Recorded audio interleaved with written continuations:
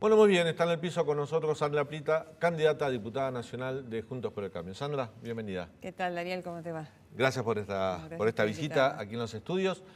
Vamos a hablar de todo con vos a lo largo del programa, pero me parece que podemos arrancar por la última polémica que dejó el plan de vacunación, porque ayer se confirmó algo que algunos venían anunciando sobre una mentira de la ministra de Salud, Carla Bisotti, cuando el 1 de octubre pasado dijo que en China, para justificar la implementación de la vacuna Sinopharm en el grupo de 3 a 11 años de nuestros niños, ya se estaba usando en millones de chicos. Bueno, no fue así.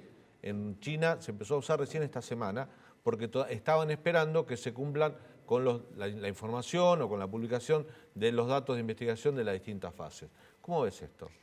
Bueno, esto es sumamente grave porque más que nada cuando se autorizó acá la Sinopharm, yo fui una de las personas que dije, esperen que no hay datos, que no hay información, China no está brindando los datos y después el grupo de padres que se nuclean en Vacuname y Mini Vacuname, ellos estuvieron, bueno, me ubicaron a mí, ubicaron también, ellos no pertenecen a ningún partido político ni nada, pero Valeria Sister, que es una de las de son como padres organizados, pero dentro del grupo de las vacunas. Y estuvieron buscando referentes que los escucharan, bueno, me ubicaron a mí, y ellos fueron también los que hicieron esa búsqueda y que encontraron este dato de que en China no se había empezado a vacunar y que se empezó a vacunar esta semana.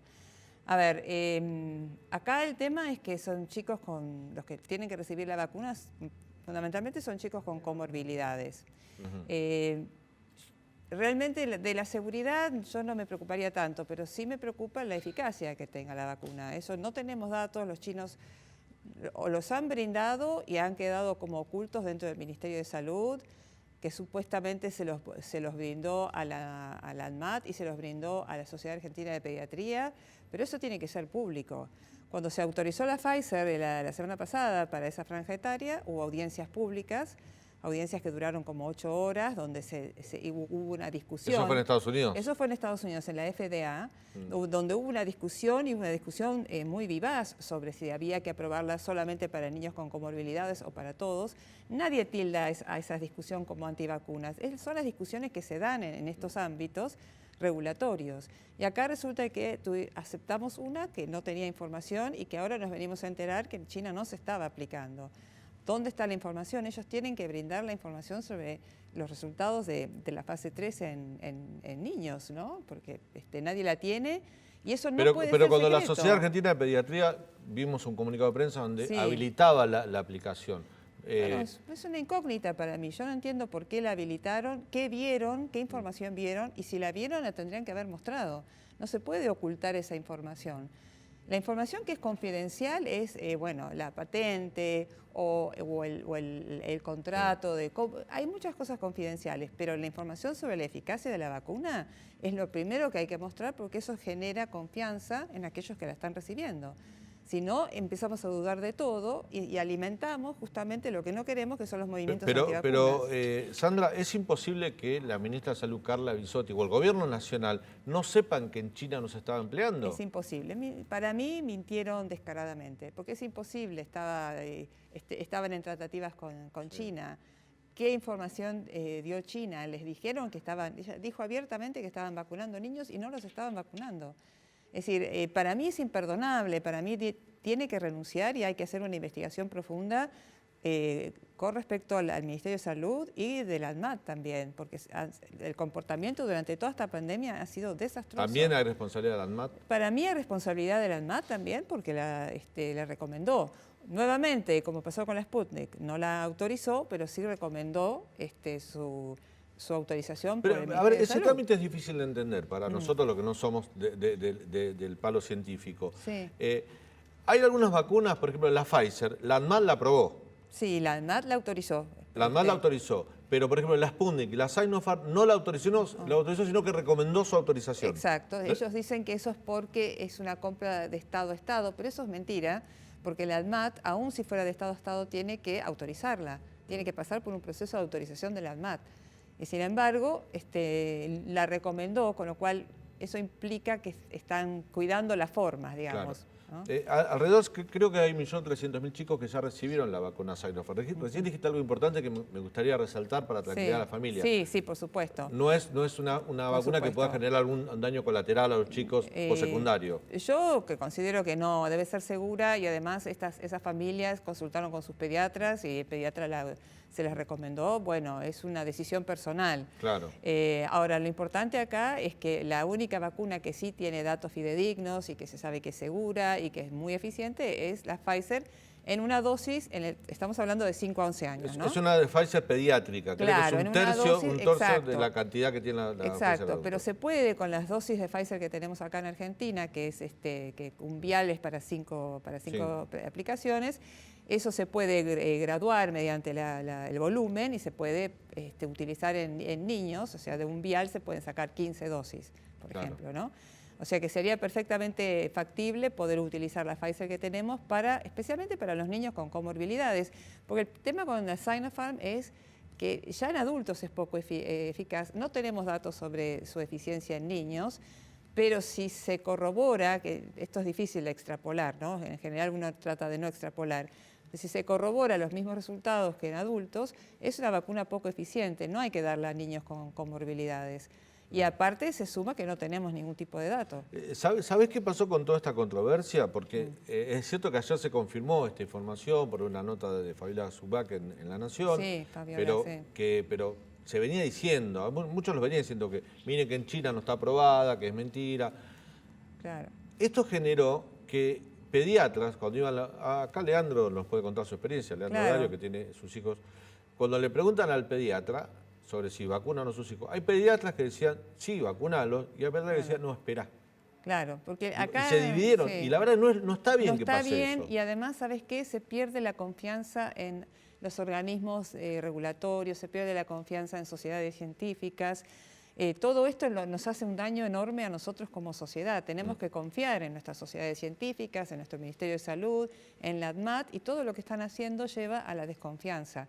Entonces, a mí me parece que ya se empezó con Sputnik, ¿te acordás? Todo aquel debate, ya empezaron con eso, que en su momento yo dije, esto abre una caja de Pandora muy complicada, ¿no? La Sputnik aparentemente funcionó, pero bueno, funcionó. Pero con la Sputnik, más allá que la vacuna es buena, no han logrado la aprobación, no sé si por alguna cuestión política. Un tema productivo, más que nada, es un tema de producción, de laboratorios. Y la Agencia Médica Europea objetó algunas medidas de seguridad en la escala de producción, en unos informes. Esto se sabe, pero nadie dice que creo que en el lugar donde menos la aceptaron las Sputnik es en la propia Rusia, porque, le han desconfiado. Justamente llegaron a una desconfianza tan grande en su propio gobierno que ni siquiera quieren una vacuna, que en realidad se demostró que era eficaz acá en Argentina y no en un ensayo clínico correcto. Pero fíjate que con la Sputnik, cuando se presentó, que fue la primera etapa del plan de vacunación, estoy hablando de diciembre del año pasado, la presentan el presidente Alberto Fernández y el ministro de Salud de aquel entonces, Ginés González García.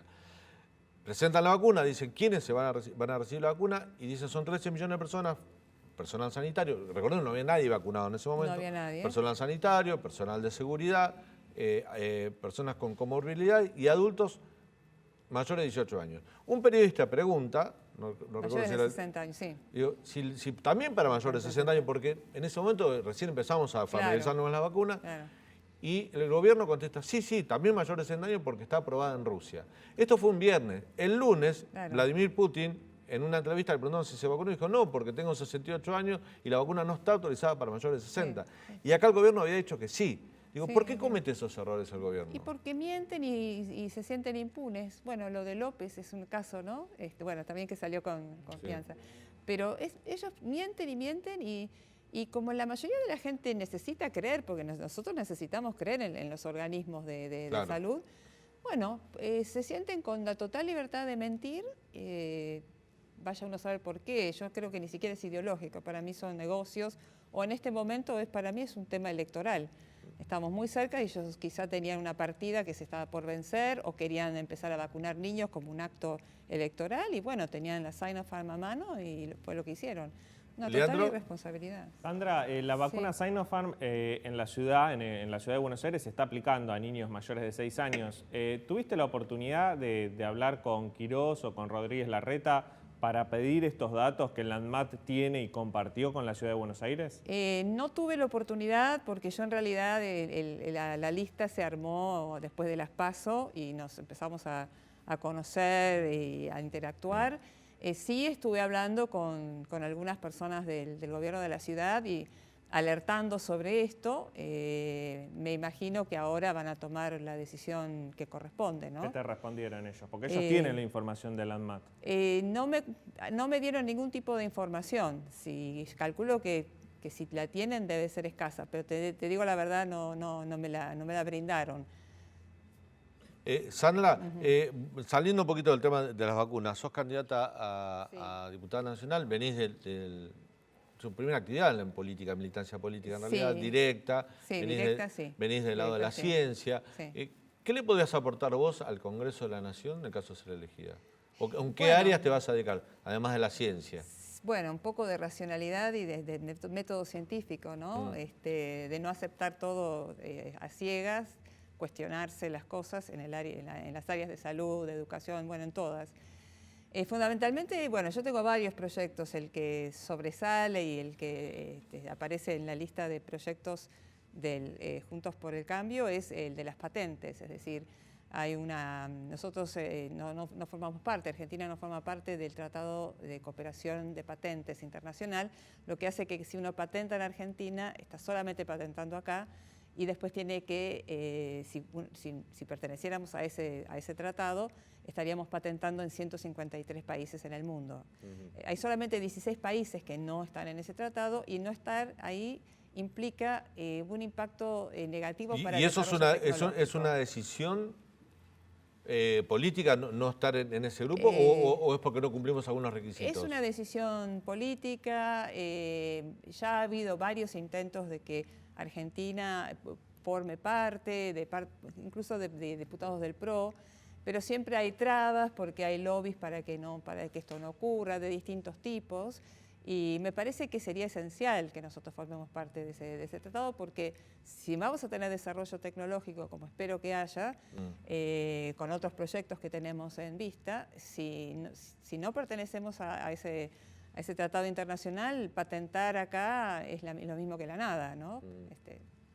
¿No crees que hace falta también, lo vengo insistiendo con esto, y es una crítica para todos los partidos políticos en esta campaña, que se habla muy poco de educación, teniendo en cuenta que la educación pública argentina está atravesando el peor momento de su historia? Esto no cabe la menor duda, porque ya venía mal barajado de muchos años por muchos problemas, pero la pandemia arrasó tanto con ella que dejó, por ejemplo, más de 1 millón de chicos fuera del sistema educativo. Bueno, ese es un eje principal. La campaña nuestra tiene varias propuestas. La campaña de Juntos por el Cambio tiene varias propuestas, pero los ejes son educación, empleo, salud y seguridad. Y en educación hay muchísimas propuestas, justamente porque pensamos que es lo fundamental, que se cumpla el calendario escolar, mínimamente que se cumplan las leyes que ya están, ¿no? Los 180 días de clase, la doble jornada. Es un problema que tiene Argentina, la anomia, Sí, ¿no? pero eso está en el eje. Las normas están, no Las hace falta normas sancionar están, nuevas leyes. y lo mismo en ciencia, Claro. pero en educación están las normas, bueno, por lo menos cumplir esas, evaluar a los profesores, evaluar que las familias también, está todo en las propuestas y es un eje principal de la propuesta de Juntos por el Cambio. Realmente para nosotros es un eje esencial. Y como científica y profesional, una persona de la academia, ¿no te parece que ya después de 28 años que lleva sancionada no es momento de rediscutir la ley de educación superior? Y yo creo que sí, yo creo que Porque esa no se toca, ¿viste? Que se tocan todas las leyes relacionadas con la educación básica, pero la ley de educación superior lleva casi 30 años, producto del lobby también que existe, parte de la política que maneja las universidades, pero no se toca, ¿no? Justamente hoy estábamos hablando de eso con uno de los candidatos que fuimos a Expo Joven, donde la exposición para buscar empleo, y estábamos hablando de que realmente necesitábamos modificar la educación superior, porque las carreras son muy largas, mucha gente trabaja mientras estudia, las carreras se alargan muchísimo, y en otras partes del mundo las carreras son mucho más cortas. Se enseña lo mismo, algunas cosas específicas se enseñan en cursos de posgrado, es decir, ir hacia un ayornamiento. No podemos tener carreras que duran En promedio, por ejemplo, farmacia y bioquímica, farmacia que son 5 años, la mayoría de la gente la termina en 10. 10 años de una carrera universitaria es mucho. Y con todas pasa más o menos lo mismo. Entonces, sí, yo creo que tendríamos que ir hacia una discusión, aunque sea tabú, pero hay que darla. Pero hay cuestiones, a lo mejor nos metemos con un tema muy técnico, pero hay cuestiones relacionadas con la educación superior que a lo mejor merecen un debate. O sea, sin tocar la gratuidad, que me parece que está ahí como un acuerdo social, que la universidad, el acceso a la universidad pública debe ser sin aranceles y de forma gratuita, pero también hay que revisar todo el tema de la regularidad de los alumnos. Sí, Digamos, sí, porque después cuando se discuten los presupuestos universitarios se discuten en base a matrículas no existentes. Un chico que se anota todos los años en una materia y no la aprueba, claro. o sea, es contabilizado como un alumno regular y a lo mejor no lo es porque no cursa directamente. Exactamente. Ahora, Ricardo López Murphy justamente quiere tomar una experiencia que se hizo en Uruguay, que funcionó muy bien, que también es gratuita ya el impuesto a los graduados. El impuesto a los graduados, que los graduados paguen un impuesto, porque en realidad es gratis. Pero en Uruguay se usa para becas, ¿eh? Es por eso. Claro. Justamente porque, ¿qué pasa? La universidad es gratis, sí, es gratis porque no la pagamos, pero en realidad el costo que tiene para el alumno, que tiene que trabajar, que tiene que comprar apuntes, la persona que no viene, que no tiene tantos recursos, no tiene tanta posibilidad de incluso hasta de terminar una carrera. Entonces, él propone eso, que exista ese monto que paga el graduado y eso que vaya a becas para personas de pocos recursos. Becas incluso para universidades como la UBA, como universidades públicas, porque el que sea gratuita no implica necesariamente que la persona termine la carrera a tiempo, porque muchos de ellos tienen que trabajar y no tienen la capacidad económica como para poder terminar. Y eso implica también regularidad en el cursado de las materias, que se termine a tiempo las carreras. Es decir, tiene todo un sinnúmero de virtudes esa ley, ¿no? Yo digo sin discutir la gratuidad, a lo mejor hay candidatos que quieren discutir el arancelamiento. Sí, es como un tema tabú, pero por lo menos el poder otorgar becas a aquellas personas que no pueden completar la carrera, no por falta de capacidad, sino porque tienen que trabajar y ocupan gran parte de su tiempo trabajando y no pueden cursar porque las cursadas, por ejemplo, en la UBA hay horarios que son imposibles para alguien que trabaja. Sandra, ahora que estás en la política partidaria, en campaña, el barro de la política, ¿es similar? Que existe, porque tampoco nos vamos a engañar, que en el mundo de la ciencia también existe. Parecido. Es muy parecido. ¿Y es muy parecido? Es muy parecido. Creo que hubo alguien que dijo... Algo escribiste vos en tu libro CONICET que se publicó este año. Sí, y no te lo traje. No, lo tengo. Lo tenés, bueno. Lo leí. Sí, en realidad el mundo académico es bastante cruel, es un lodo, parece muy lindo, muy puro. No, el respeto que uno tiene por las investiduras académicas, el respeto que tiene por la formación profesional. Pero en todo el mundo. Uno lo tiene desde el punto de vista intelectual, pero cuando investigas cómo se comportan políticamente dentro de las casas de altos estudios, es muy parecido al de la política partidaria. Es muy parecido y hay una famosa frase que dice la política en la academia es mucho más salvaje porque no se juegan grandes cosas, es decir, no se juega fortunas, se juega más que nada el ego, entonces eso lo hace muy salvaje, ¿no? Se juega el poder y el ego. Pero sí, en la academia la política es tan salvaje y tan como la política partidaria. El kirchnerismo se ha caracterizado en cuanto a política de educación superior, y te detengo este tema porque me parece que lo conoces bien, en crear universidades, ¿no? Por ejemplo, se han creado muchas universidades en el conurbano. Me parece que es un debate que ya pasó, porque ya están y hay que apoyarla porque están funcionando, tiene matrícula. Pero en un momento se decía, en lugar de crear nuevas universidades, porque cada universidad tiene una estructura administrativa que es un costo, que sale de la misma torta del presupuesto universitario, creemos subsede de las otras universidades que ya están con ese funcionamiento, la UBA, La Plata, Rosario, incluso algunas del Gran Buenos Aires, como Lanús, Quilmes, que ya tenían un desarrollo académico de décadas. La UNCI. ¿Te hubiese parecido mejor eso? Yo creo que hubiese sido mejor, pero dadas las circunstancias y dado que existen, hay que tratar de que sean centros de excelencia, intentar que tengan los mejores docentes, que se le otorgue a la gente que va a trabajar a estudiar a estas universidades la mejor educación posible. El tema era que cada intendente quería su universidad, ¿no? Claro. Eso fue el asunto. con lo cual hubiera sido muchísimo más práctico tomar otras decisiones como para acercar la educación a esas zonas. Sí. Pero bueno, una vez que existe, como dicen los norteamericanos, ¿no? Si no, bueno, si no está roto, no lo Poca gente a lo mejor lo sabe, pero había proyectos en la Cámara de Diputados donde 2 diputados que eran del mismo municipio, pero de distintas fracciones políticas, cada uno tenía un proyecto de una universidad. Claro. En vez de juntarse y tener el mismo proyecto, cada uno tenía el suyo. ¿Por qué? Hay mucha, en ciencia, en educación, hay mucha superposición de gastos. Claro, eso es una cosa, una de las cosas que yo quería rever, por ejemplo, son todas las leyes que existen con respecto a ciencia, a innovación, a fomento de la promoción. Hay un montón de leyes que en realidad se van superponiendo, que van generando autoridades de aplicación, que cada vez que yo leo autoridad de aplicación, yo ya me imagino lo que es eso, ¿no? Es el director, los subdirectores, etcétera, es un enorme presupuesto. Bueno, eso todo se debería simplificar, en realidad. A ver, Lean. Sandra, sos muy activa en redes sociales. Te quería preguntar qué pensás acerca del uso que los políticos le dan a las redes sociales. Hay un debate en el mundo, hoy por hoy Donald Trump, por ejemplo, está prohibido, no puede tener su cuenta. Y en Argentina hay políticos que a veces las usan también de forma agresiva con ciudadanos de a pie. De los dos lados de la grieta. Si se quiere Aníbal Fernández de un lado, si se quiere Fernando Iglesias del otro. ¿Vos creés que debería moderarse el uso que hacen los políticos de las redes? A ver, yo, si bien no soy no soy partidaria de Trump, no es un personaje que me gusta, me parece que fue un error prohibirlo. No hay que prohibir nada. Cuando Twitter le canceló la cuenta. Sí, a mí me parece que fue un enorme error. Yo creo que no se le debe cancelar la cuenta a nadie, salvo que sea, no sé, alguien que esté fomentando la pedofilia, claro, cosas así.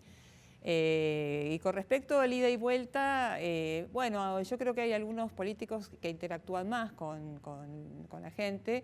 No sé si Fernando es tan agresivo, me parece que no, pero bueno, son puntos de vista. Yo creo que la interacción está buena, creo que a veces hay que contestar, a veces uno contesta, a veces no, pero me parece que regularlo, cancelar gente en las redes, cancelar políticos, cancelar personas no está bien, salvo que sean realmente, como te digo, promoción de la pedofilia o algún delito de esa índole, ¿no? Pero si no, bueno, las redes democratizan. Y es bueno que también el político esté interactuando con los votantes, con los ciudadanos. Sandra, te hago la última y de paso con tu respuesta dejamos abierto el tema para el próximo bloque. Sí. ¿Qué opinión te merece los hechos de violencia que se han dado en la Patagonia Argentina, sobre todo en Río Negro, la acción del gobierno nacional, el pedido de la provincia de Buenos Aires, pero de ciertos sectores radicalizados de la comunidad mapuche? Y bueno, a mí me parece que esos son actos más bien terroristas, ¿no? O sea, en Chile ya están tomando decisiones al respecto y creo que acá el Ministerio de Seguridad no le está dando la importancia que debe darle al tema.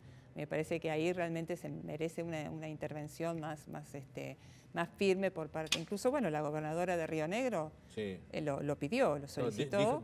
Hablaba Río Negro ya está hablando también de actos de terrorismo. Exactamente, ¿no? Y en un principio le negaron ayuda y después dijeron, bueno, realmente se tienen que ocupar ustedes, pero en realidad es un problema nacional, es un problema federal, no es un problema solamente provincial. ¿Y vos pensás que se puede sentar a negociar el Estado? Quizás hay reclamos legítimos que tengan la comunidad mapuche que se puedan resolver dentro de una mesa de diálogo. Pero esos me parece que son pseudo mapuches, ¿no? O sea, no son las comunidades aborígenes originarias. Creo que esos son mapuches medio falsos, ¿no? Yo creo que son más bien hacen un terrorismo ahí. Lo que yo te decía es que ellos que quieren la separación de los territorios que ellos enmarcan del Estado Nacional. Incluso creo que no están ni siquiera bien vistos por los mapuches o por los pueblos originarios. Ni siquiera en materia de negociación. No. Me parece que eso es toda una situación que linda más en el aspecto terrorista. Claro. Sandra, gracias por tu visita. No, gracias a vos, Daniel. Gracias.